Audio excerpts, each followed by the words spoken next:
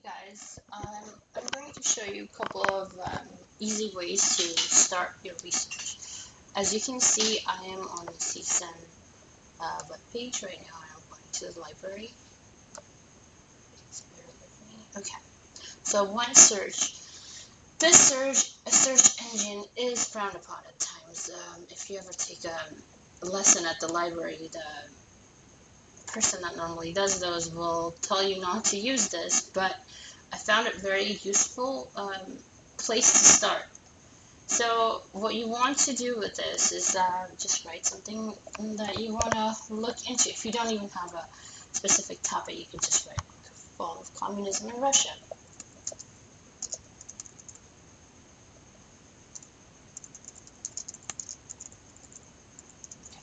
Let's see what comes up. Originally, naturally you can get a lot. So here's a way that you want to narrow this search down. So as a history major, you need to understand that anything that you use normally needs to be scholarly only. So here it says refine your search. So you click that box, and see the number has gone down significantly already from 56,000 something to 17. And then you want to click on full text only. This means that it will only show you things that we have access to. Okay, that didn't really do much. Okay, so here format, you have journal articles, book review, magazine articles, book chapter, whatever. So let's say for this we want journal articles, because for research you don't really want a book review because it's somebody's review on a certain specific book or whatnot. So just click on journal articles. This will narrow your search down by another 2,000. Okay, and so now you have different titles. So obviously this is not the best way to narrow it down, but it's a good way to show you what kind of things we have access to. So whatever goes for the past 20 years after the fall of communism in Europe, that's obviously not what we want. You can always refine your search, but let's just find something. The rise and fall of communism in Russia. It's a book review. You don't want the book review, see?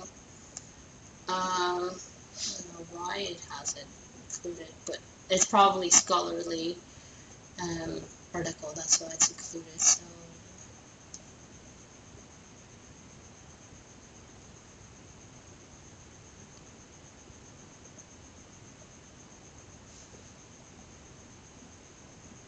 okay, so obviously we didn't find anything useful on the first page.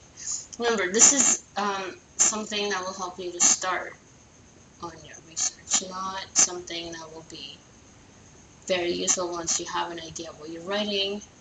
I mean, when you do, your title will, what you will write in a search engine will be much more specific, therefore what you will find will be more specific. So let's do post-communism and Russian public.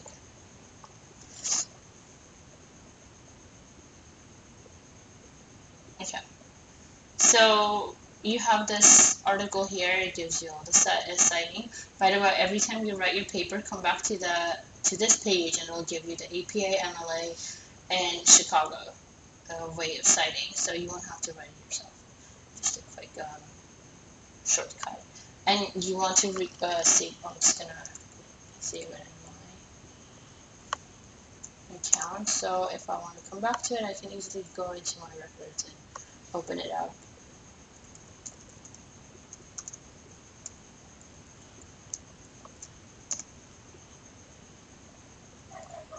Okay.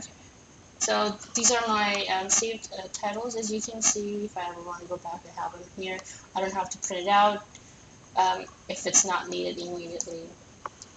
So I'm going to go back. That's normally how I start my research, just kind of browsing throughout. And then when I have a better idea, and as a history major, you need to know the databases. So here on the left upper side, you go find resources. You could do library catalog, database by subject, database A to Z. So if you don't really know exactly which database to use and you're new to this, I would recommend databases by subject. because it gives you every single subject that we have at CSEN, and see it says history. So when you go under that, it shows you all the databases that we have that are very good and resourceful for history majors. So we have, American History of Life, Historical Abstracts, JSTOR. JSTOR is a very good one. It's just a little tricky to learn how to do the research, but it's once you start, it will be pretty easy. Project Muse, Humanities Full Text, Literature Resource Center. So just anything. But let's go back to Library Home. But if you know what database you want to use, just go database A to Z. And let's say we want to go to JSTOR. Now that you know which search engines are good for you, you can just go to JSTOR and type up whatever you want. And with and, if you write, let's say, Russia and communism,